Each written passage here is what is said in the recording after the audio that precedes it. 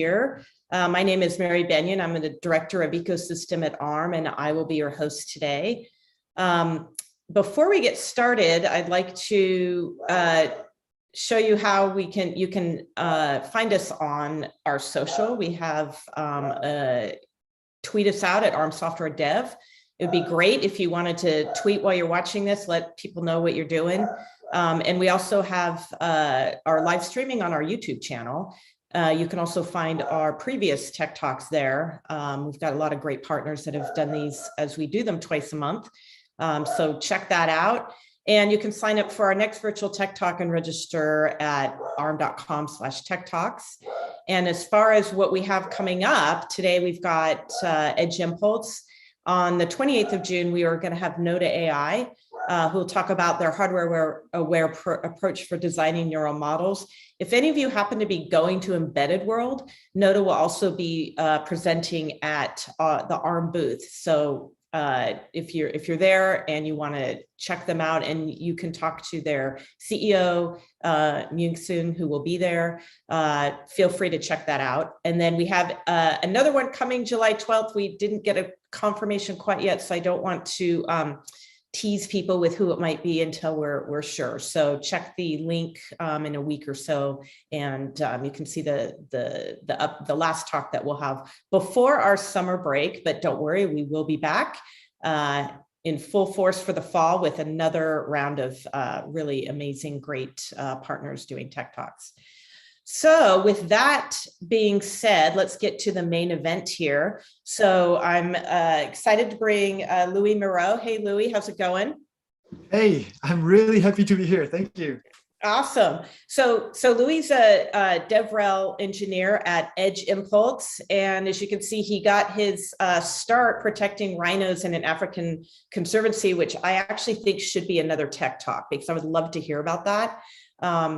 As well as that, I think that's amazing when we can use tech for those kinds of applications. Also, his electric skateboard. Prior to this, we were just talking about the skateboard that he has, and it's what kind is it again, Louis? Yeah, it's an L-Wing. So it's a French brand. They are produced around Bordeaux. It's great. Like it can go up to 30 kilometers per hour. Has loads of autonomy. So yeah, love it. Awesome. It's one of the longboards, right? It's a long one. Yeah. Well, it's actually awesome. A cruiser, this one. Oh, cool. So you can like have your wine on your skateboard in Bordeaux. So that's what I would be doing. Anyway, let us get started.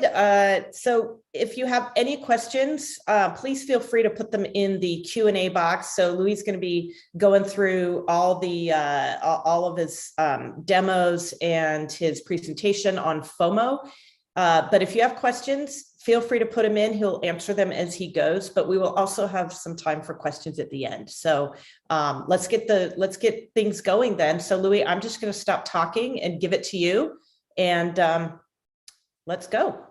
Yeah, sounds great. Thanks a lot for that introduction. So yeah, my name is Louis Moreau, and I'm a developer relation engineer with Edge Impulse.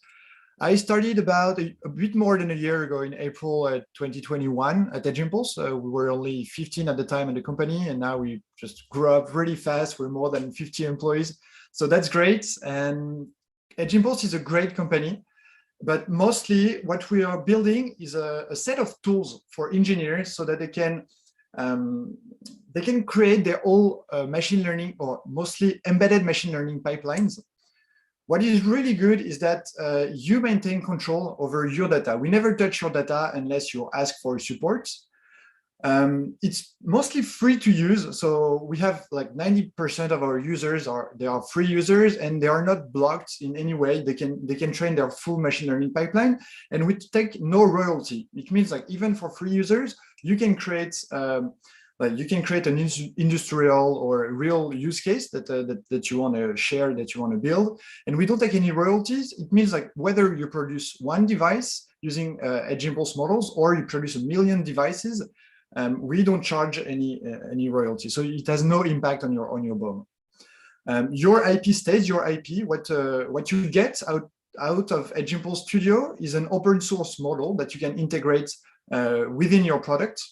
And we have no black boxes, meaning like every single block that you are going to use is open source and is fully explainable. That being said, so what we are building is a tool to so you can build embedded machine learning pipelines to create a large variety of machine learning use cases, such as object detection that we're going to see together, but we're not limited to that. We also do image classification, sound classification, or anomaly detection for predictive maintenance, etc.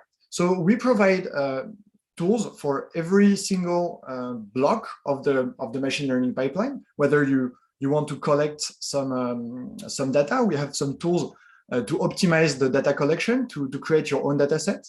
Then you can design your impulse, which is a mix of digital signal processing and machine learning blocks. Then we have also tools so that you can test that your model will actually work in real conditions. And then we have some deployment solutions. I'm going to go through that in a minute. And then we have tools to automate those pipelines that we recently released, which are called the data source and the data pipelines. Those are great because you can automate your full machine learning pipeline now, and it's also available for all the free users. So when it comes to the deployment, so yeah, something I haven't said is that Zach Shelby and Yan Yongboom, our two co-founders, were previously working at Arm. So everything that we do is optimized, not only for Arm Cortex, etc. But when we started to integrate new, let's say, new silicon vendors or new targets, we initially optimized every single step of the machine learning model. So when you want to compile, for example, on the Cortex-M4, we leverage the full hardware architecture using the SimSys DSP, for example, if you're processing audio, or the SimSys neural network, SimSys NN. So we optimize every single part of the deployment. And we have a huge ecosystems of silicon vendors that are working with us. We actually won some awards around the Eon compiler, which takes the TensorFlow Lite one step further. So we optimized the ROM and the RAM footprint of your device. We also have ready-to-go firmwares if you just want to test. So you download a binary or hexadecimal file, and then you can flash it directly on your device. That's mostly for testing purposes. And now we are working we are under development of the ARM virtual hardware integration so that we can provide fine-tune ROM, RAM, and inference latency performances or calculations. That being said, for Edge Impulse, before diving into FOMO, which are going to interest us a lot during this session, I just want to give you the few image processing approaches that we support using Edge Impulse. So the first one is image classification. Here, the question the model is trying to answer is there a face or not in the image? So is there any object? Maybe there are several objects, etc. But here, for example, it's a face. If it recognizes a face in the picture, it will just output a possibility or probability that there is a face. So you have only which is still very useful for many use cases, but it's the only information that you get. Then there is something else called object detection using bounding boxes. Here, the question the model is trying to answer is, are there faces in the image, where they are, and what size they are? So we bring two new dimensions. We bring the localization, so we know where in the image the face is, and we can detect several. And then using the bounding boxes, you also get an estimation of the size of the object. That's great, but it also brings a lot of complexity in the model, and we'll see that in a minute. And then there is one last thing, which actually is using FOMO, is object detection using Centroid.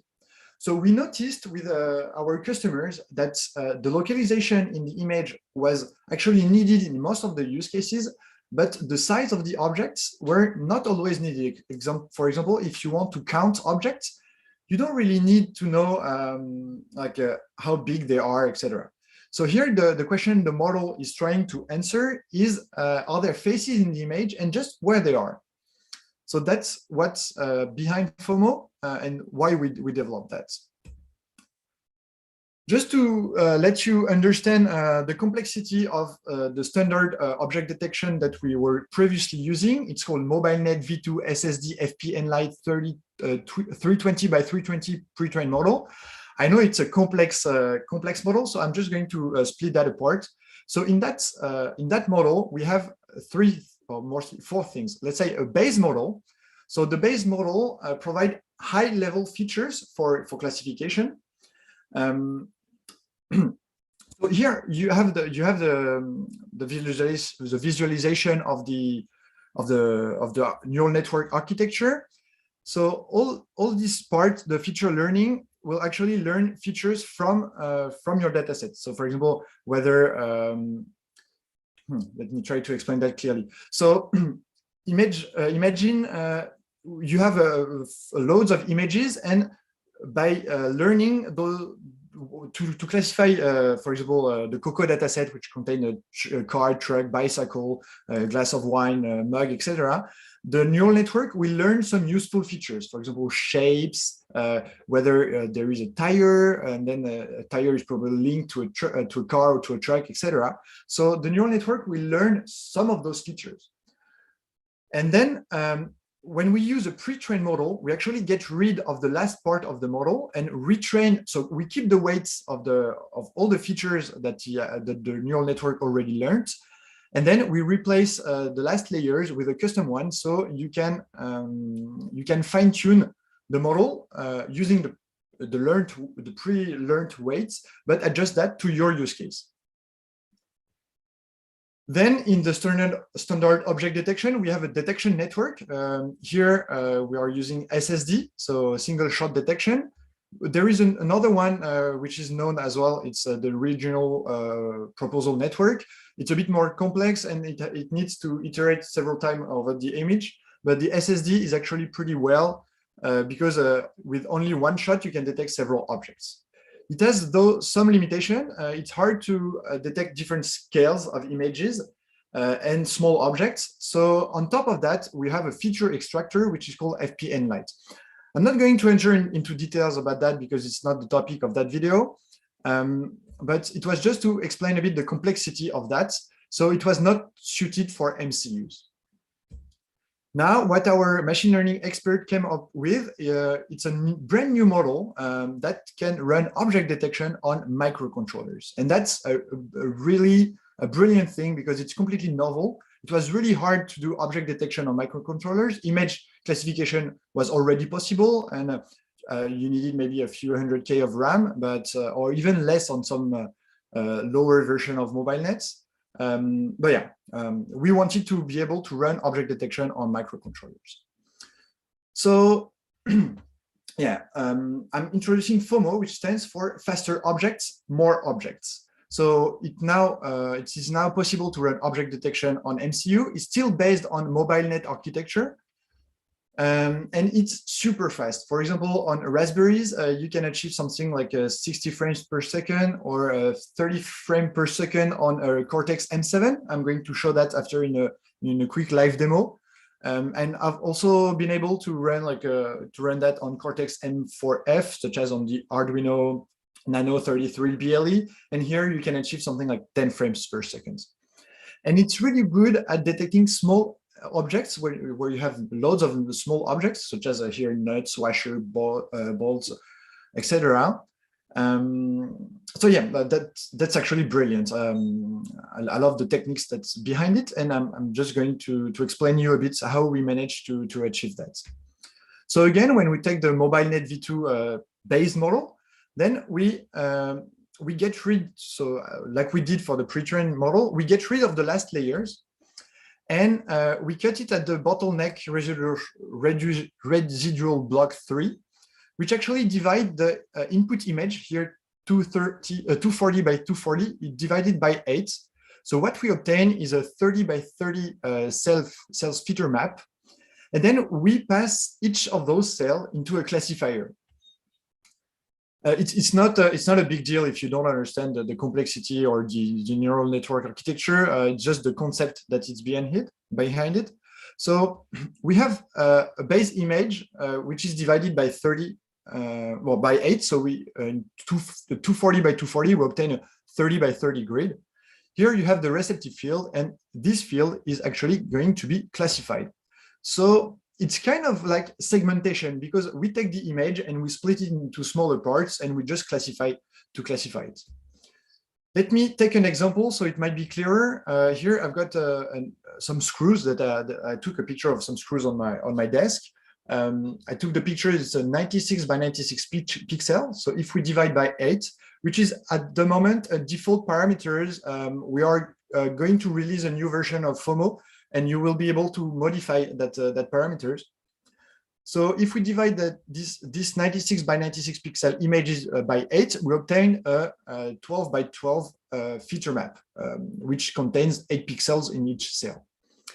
So what we do behind that, so the way you label your data sets stays the same as the MobileNet, which is nice because it's interoperable. You can switch to a version depending on your hardware targets.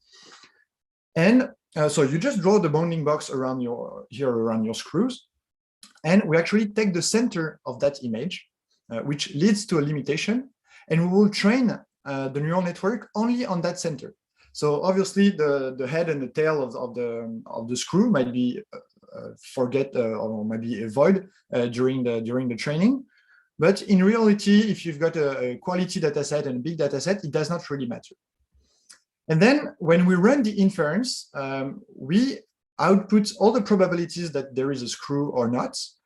And we use a post-processing approach to remove the screw, the boxes or the cells around the one that has the highest probability. So we obtain that, which leads to another limitation. For example, if you've got two screws that are too close to each other, it might be considered as only one because it will remove the outliers. So just to give you a brief comparison of the two models, the labeling methods for both are bounding boxes, which makes it pretty interoperable. On the MobileNet V2 SSD FPN, we have to use a fixed input because it's we are using some pre-trained model. And due to the neural network architecture, we cannot use any other input size, which actually makes the model more complex and not suitable for MCUs. Whereas on the FOMO, it's fully convolutional. Sorry, so it just need to take any square images. And for example, you can train a model with a 160 by 160 image, and then you can pass a 64 by 64 or 320 by 320 image, and it will actually work the same way. The image format for MobileNet will only support RGB. FOMO will support RGB plus grayscale. The output is like the difference is the bounding box versus the centroids, which means that you cannot get the height and the width of the box, so you lose one dimension. And yeah, and the other you probably already mentioned those. So the limitations work best with big objects. It uses a lot of compute resources and image size is fixed. And here they work best when objects have similar size and shapes. For example, if you've got a truck in the background and a face in the foreground, like the truck will be probably really small, in like the bounding box around the truck will be really small. So the difference of size actually matters a lot using FOMO, and we have at the moment no way to bypass it, and we might need to add something like a feature extractor at the end, but at the moment it's not done, and I'm not even sure that it's technically possible to do that. Just to give you a small benchmark on the Raspberry Pi 4, which actually has a quad-core Cortex-M7 using Arm V8. Using MobileNet, you achieve something like 3 to 4 frames per second, whereas using FOMO, you can achieve something like 60 frames per second. Here I've got a video of Jan counting his beers and so my CTO counting his beers and his Coke cans. So let me just display that video, And I'm not sure if you can see it properly, but here you can see the time per inference. So 28 milliseconds. So we achieved something almost 30 milliseconds. So that's amazing for object detection on microcontrollers. And yeah, so I'm going to jump into a small demo. Let me just quickly check the questions to see whether I take some now. So Alexander, what is license for MobileNet V2 SSD FPN pre-train? Is it free for production? Yeah, everything is free for production.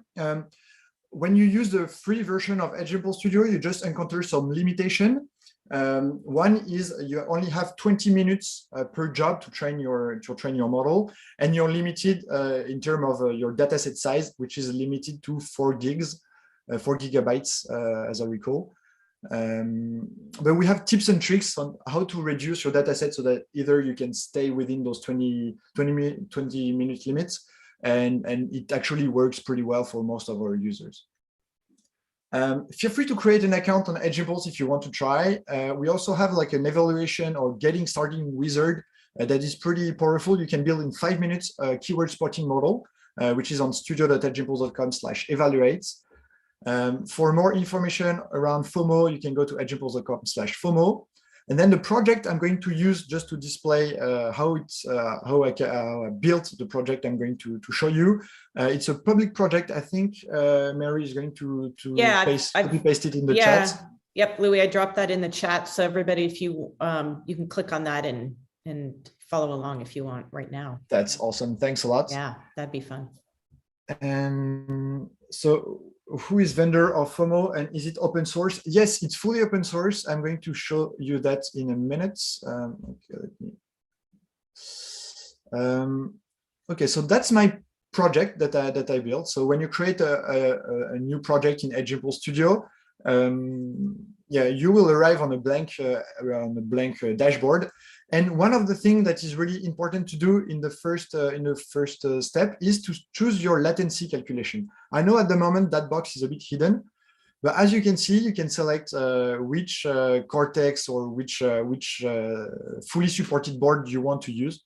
You can see that we support a lot of Cortex-M4, M7, and even some Cortex-M55 or U55. For example, with Alif that we recently released, even some Cortex-M43, etc. So we really, and when we officially support a board, we, as I said in the beginning, we leverage all the hardware optimization that we can make. So here I'm going to use a Cortex-M7. Then usually you can go to the data acquisition tab. We have different tools so that you can easily collect your data sets. Here, for example, I think I collected some, and that's with my wife. That's some others, like that's me. You can just jump to some others. That's some colleagues from Edge Impulse. And some others. Yeah, so here when I collected my data set, I managed to try to keep the bounding boxes around the face. Well, actually, when I took the picture, the faces around the same size in the image because it's performed well. So here I was around like 2 meters away from the subject when I took the pictures. And you will see that in the live demo that it works actually way better when I'm in exact same position, like around 1.5 meters and 2 meters. How'd you take the pictures? Did you just use an iPhone? It's as easy as just taking and then that's a really uploading good it? question. So we have different options. So here I use my phone. I actually just flash the QR code, and then it opens like on my phone a web browser that I can just use to collect the pictures. But we have many other ways to collect pictures. You can just upload your data, your JPEG or PNG files. You can use your laptop if you want to collect, or some of the boards, for example, here I've got the Sony's Presence that has a camera. On it. Yeah, I've got the Portenta, I've got many others, or even Raspberry that you can use. Awesome. And then you create your impulse, which is the mix of the digital signal processing and learning blocks. So this page is really important because it's how you create your full machine learning pipeline. Here I use some 64 by 64 images. I use the image block, but if, for example, you want to use something else and you have, for example, audio, we have other pre-processing blocks available for you, or you can create your own if you're a DSP expert, which I'm actually not. And then I select an object detection model, and the output will be a face.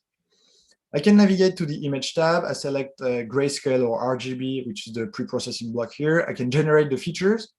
Here I've got only one class, but when you are using a dataset that has several classes, you can see here the clusters of your classes, which actually makes a lot of sense, because if you can already distinguish some clusters, the neural network will probably be able to learn fast and easily. And then we have the object detection, where you can choose whether it's a MobileNet or FOMO. We have two versions of FOMO. One is the 0.1, which is, well, I'm not going to enter into the details. This one is a bit more lightweight, but yeah, that's the idea. Then you can test your model on your test datasets, which is also in something that I forgot. But in your data acquisition, you have your training dataset and your test set. So this test dataset is never touched during the training, and you can validate that your model has not overfits. So here I can see the accuracy of my model. And then I can navigate to the deployment tab, where I can either build a ready-to-go firmware, or I can just use some C++ library or some of the components or already made library that I want to use. So for my project, I use the OpenMV firmware actually, and let me jump to the OpenMV IDE. Here it is. Okay, so I've got no idea how to zoom on the OpenMV. So now I plugged the Arduino Nicla Vision board to my laptop, and I just opened the sample, the default folder that I just got from the deployment page, and I flashed that board with that model, and then I can just run that. So let me maybe. Okay, Gmo effects. Let me just run it again. Okay, so you will see here, when I'm too close, the model has trouble to detect. But when I go about a meter and a half away, this is my face object detection model working live. So yeah, as you can see, it's pretty fast, it's pretty accurate, and it runs at something like 29 frames per second. So yeah, it's incredibly fast on the. So okay, I'm going to unplug it and show you the board that I'm using, which is this one. It's incredibly small. Can you see me? I'm not sure. Well, probably yes. And this is the board that I'm using. So it has it's like a stamp, no bigger than that. It has a Cortex-M7 on that, and it's capable of running object detection. So yeah, that's it for me.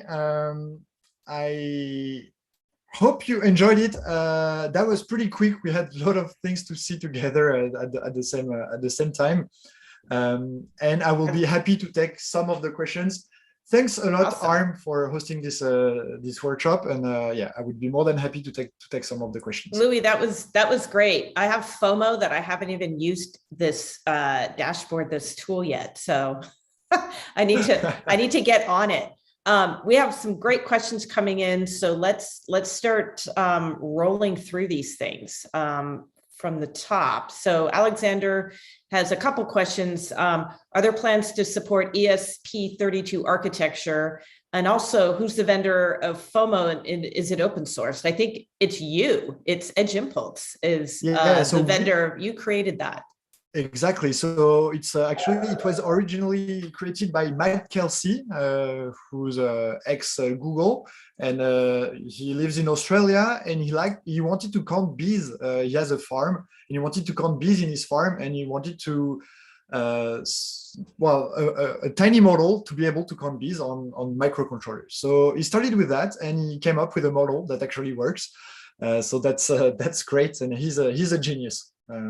Awesome. And is it open source? Yes, it's open source. If you go to the object detection tab on the Impulse, you can navigate and you can toggle the expert mode and you will see the full Keras code. So you can take it and you reuse it wherever you want. Great. And then the support for ESP32 architecture, do you have plans for that? Yeah, so at the moment we officially support the ESPi, but it's easily changeable. It's just some pin definition that you can change. You need to recompile that. Note that at the moment we only leverage the Sims, not the Sims, the hardware optimization for the DSP and not yet the neural network, or vice versa. I can't remember. Probably only the neural network. But yeah, we already support that anyway. Cool. Nicholas wants to know if you can do multi-object detection with FOMO. Yes, as you saw probably in the intro slide, there were some nuts and bolts, and so yeah, that's run actually on using the same model. So you can support different objects, so different classes. Great. And Ram has a question about what's the minimum FPS needed for object detection? As he points out, human users can't notice any real-time response if they are monitoring camera outputs continuously. That really depends on the use case. I actually noticed that the latency is not always a requirement for our customers. Sometimes just having just one object detection let's say every second is more than enough. However, when you want, for example, to count stuff on a conveyor belt, sometimes, well, depending on the speed of the conveyor belt, but the latency can actually matter in those use cases. So the fastest is it, the better is it in that use case, which is not always the case. Yeah, that makes sense. So very much use case dependent is what helps determine the FPS. Alexander has another question. What's a good approach if the camera has significantly more resolution than 320 by 320? So that's a really good question, because when you're using more than 320 by 320, and if you're divide that by 8, well, actually the grid will be really small. So Matt Kelsey, the engineer who developed FOMO, is actually working on a FOMO HQ, so high quality, to support those high res images. So it's under development. Probably, well, and I usually try to avoid saying ETAs, but he's working on that. And then Nicholas, can you do object tracking, or does it need to be implemented separately? So this needs to be implemented separately, but as you've got like the base model, it's actually not that complex if you've got the knowledge, of course, to integrate that after the output of your model. So if, for example, you use the C++ library, or even some of our Linux SDKs, you can implement your own code after the output of the inference, after the inference results. Actually, I've never done that, but our machine learning engineers said that it should not be that complex to do.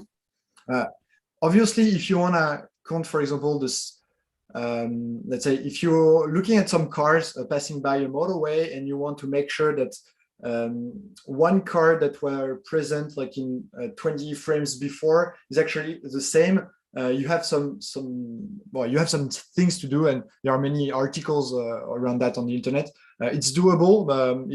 I have never implemented it. Mm-hmm. Cool. Peter has an interesting question. Could you capture moving images of, say, a cross-country race of like 100 participants? That seems like really pushing the boundaries, but maybe. Yeah, probably. I mean, like we managed to count bees. Sometimes there are something like 70 bees in one frame. So I'm not. I would say it's possible. Try it. Yeah, just try it and give us your results. Yeah, actually, yeah, Peter, if you do try it and have results, like let us know. Definitely, yeah. that'd be interesting. And we actually had for the month of June, we have a competition on our website.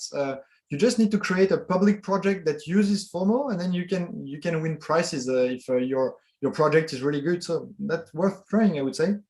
Yes, definitely. Actually, we should drop the link into the chat. It's just edgeimpulse.com, and then they can find the yeah, probably it's called Project of the Month. I should have included that in my slides, but yeah, anyway, it's a Project of the Month, probably under the developer menu. You can find it. Yeah, cool, awesome. Anand has, what optimizations does the compiler perform specific to the targeted edge device, say like a RPi4? So so I'm not the one who does all the compilation, etc. But we try to leverage all the, so let's say on the Raspberry Pi 4, we have so first there is the Cortex, I think it's a A72 something. So we try to optimize the compilation. So it's basically using some defined linker files, and on the Raspberry, we also try to optimize everything based on the OS that you're using. Great, great. Ram is curious if the Arduino board you were using was the Nikla Vision. Yes, it's a Nikla. Sorry. It fell. Yeah, that's the Nikla Vision. They were out of stocks for some time, and just last week they got some news, so I quickly ordered a new one. So if you want, I got mine at I think at SparkFun, but you might even be able to get them on like classical vendors or even Arduino website. So I love the form factor. As you can see, it's so tiny, really, and it's so tiny. And you can drop it and it will still work. So yeah, exactly. So no case needed. Yeah, the Nikla thing. So they have two things on Nikla. So that's one is the Nikla Sense, and this one is a Nikla Vision. One is only having an accelerometer and maybe microphone, I'm not sure, and the other one as a camera. But love the form factor. They're super cool. Yeah, they're awesome. Awesome. Let's see. Cesar wants to see if you could mention the typical flash and RAM requirements for the models that you're talking about. So when I use the FOMO, well, here I was using 66 by 66. I think you need at least to have 100K of RAM, kilobytes of RAM. And for the flash, I think all our FOMO models use less than 100K of ROM, sorry, of a flash usage. Great. Peter says he's working on a project with British Athletics to reduce the results processing time. So he's the one that was asking about if it could do a cross country. So, you know, the aim is to provide all English schools with low cost device so they can increase pupil participation. So that's great, Peter. You know, again, please let us know how you get on with your projects. This is why we do this, because we want people to get their hands on it and start building projects and letting us know how it goes. And we're all a developer community here, and we like to see what each other's up to. Sure. And if you're also a teacher, or I can see that you work maybe with schools, and we have a university program that you can check on our website. I don't have the link, probably edgeimpulse.com/university. That you can check, and you can onboard your university or your school onto that program, and we will provide some free kits, hardware kits that you can use to teach students, as well as some content to teach. That's great. Yes. So let people know, if you have friends that are in the education industry and are looking to try to get their hands on this kind of stuff, point them to Edge Impulse.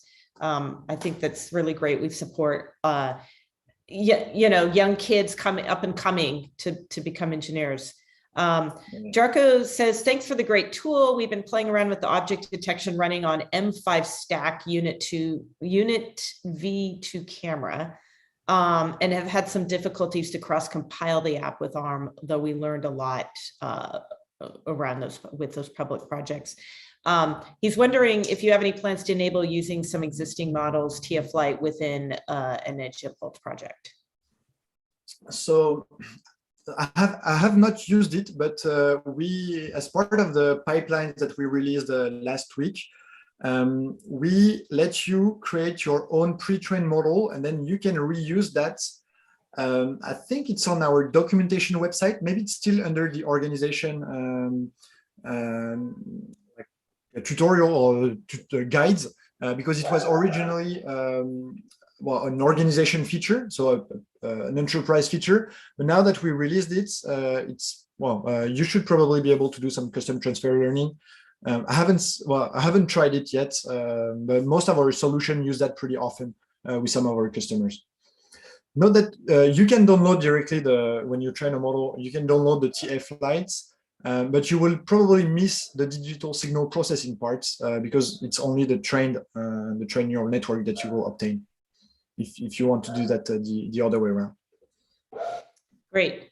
Frederick's just jumped in to see, is it possible to recognize a specific soda from another? So Coke versus Fanta, for example. Oh yeah, I would even say that you probably don't need object detection to do that. Probably just image classification is nice, or is enough. And I would like to say hi to Frederick because he's my wife uncle. Ah, I saw, yes, I was wondering, you put something in the chat that says, good job, Louis. So must be a friendly out there, right?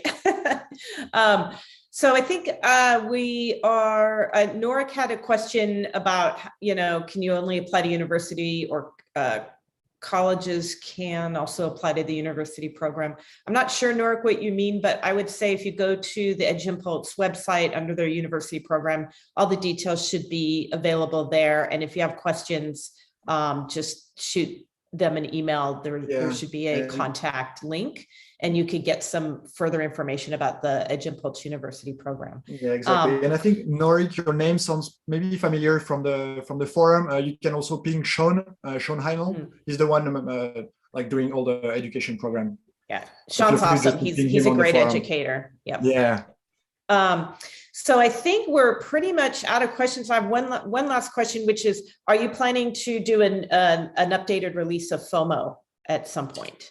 Yeah, so it's the FOMO HQ that I mentioned just before. So for larger images, it will also have some parameters that we can change, such as at the moment we are stuck with well, not stuck because we can go to the expert mode, but we have the scale factor of 8. So when we create the grid, we divide the input image by 8, and that can be a limitation at the moment. And this barrier will be removed and easily changeable in the FOMO HQ version. Awesome. And then I have to ask, why did you name it FOMO? So yeah, it was originally called object detection for constrained devices, which is actually not a great. That's hard to say. Name. That's a terrible. Yeah, it's hard to say. It's hard. So when we came with a FOMO, faster objects, more objects, we have like both the reference of a YOLO model, so you look only once, or even the COCO dataset, so the O are at the same position. And you have like the FOMO, which stands for a fear of missing out, which is in English. All of us have suffered from, I'm sure. Yeah, exactly. So it's actually great to market that. You can use it on some like campaigns or stuff like that. So yeah, I think it's a great thing for that model. Yeah, I like it. We got one more question that just squeezed in from Alexander is, what can be reasonable? Oh, and Noric came in with another question too. So we have some time to take these very last questions here. So what can be reasonable to prepare custom Edge Impulse firmware for a new board? So I guess the time it takes, or yes. So it can run on almost any devices already now, because you can just download a C++ library and then integrate that with your, let's say, with your firmware or with your application. You'll be provided a C++ or C or C++ SDK, and then you can integrate that.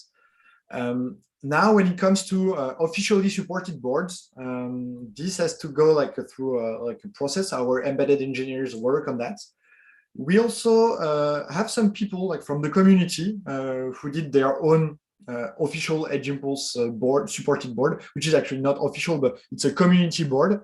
And they integrated the default firmware, the way we ingest the data, so all the pipelines, etc. And that's documented on our documentation website. I have to say it takes a lot of time. But yeah, feel free to do that if you've got a board that is not supported and you want to to be known as a community board, or you can also contact our sales person. So if you want to officially support your board. Cool. And then last, how many objects maximum can FOMO recognize? Have you tested those boundaries yet? No, I haven't tested the boundaries. That's actually a good question, because I think I've given some other talks before around FOMO, and that question often come back, and I still don't have the answer. I should Somebody ask, try it out there. Yeah, I should try it out there, and you should try it, and you tell us, because it will actually run. It's just the accuracy that you will get probably won't be as good as if you've got like a 5 or a 3 classes. It will work with 10 or 15 classes, but yeah, it's always a trade-off in machine learning. Yeah. Yep. Embedded machine learning, what do you want to get? Is it the RAM or in ROM size? Is it the accuracy? Is it the number of classes? It's always a trade-off. Yep. Well, with that, Louis, this has been awesome and super fun for me. I always learned something new when I attend these. This one was especially informative. So thank you so much for being here. And thank you everybody for attending. If you would like to see this again, it will be available on our YouTube ARM developer channel. Send it to your friends. If you have any further questions, you know how to reach Edge Impulse. Just go to edgeimpulse.com. They're very accessible and easy to get a hold of. So please don't hesitate to reach out. And Louis, I thank you again. I hope we see you back here again with the next thing that comes out of Edge Impulse. So yeah, of course, that would be my pleasure. And thank you, and thank ARM for organizing that workshop. We love ARM at Edge Impulse, and actually many of our employees are ex-ARM people, so we love you. Yes, we have agreed. Thank you so much, Louis. And join us again in a couple weeks with Noda, and enjoy the rest of your day or evening, wherever you